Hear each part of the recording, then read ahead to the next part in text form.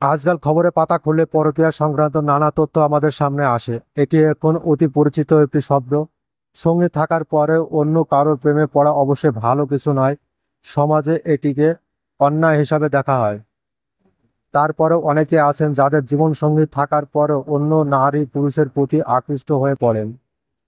মানুষের জীবিকার সঙ্গে সেই অর্থে কোনো প্রত্যক্ষ সম্পর্ক না থাকলেও পরকীয়া নিয়ে সম্প্রতি সমীক্ষা করেছেন জনপ্রিয় একটি অনলাইন ট্রেডিং মাধ্যম।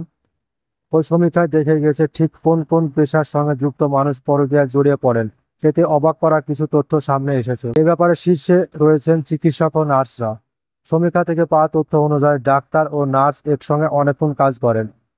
বহু সময় নানা মানসিক চাপের মধ্যে দিয়ে যেতে হয় তাদের। সেই কারণে নার্স ও চিকিৎসকের মধ্যে সবচেয়ে বেশি পরকীয়ার সম্ভাবনা দেখা যায়।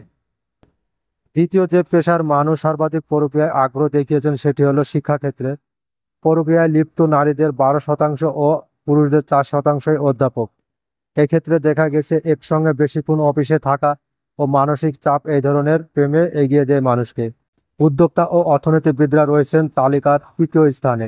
পরকীয়ায় আগ্রহী 9% নারী ও 8% পুরুষ এই ধরনের পেশায় যুক্ত ছিলেন বলে দেখা গেছে সমীক্ষায়। এরপর তালিকা যথাক্রমে রয়েছে খুচরো বিক্রেতা, সমাজকর্মী ও যোগাযোগ মাধ্যমের কর্মী, তথ্য প্রযুক্তি ক্ষেত্রে কর্মী, উকিল, বিনোদন জগতের মানুষ, কৃষিকাজ ও রাজনীতির সঙ্গে যুক্ত রয়েছে যারা।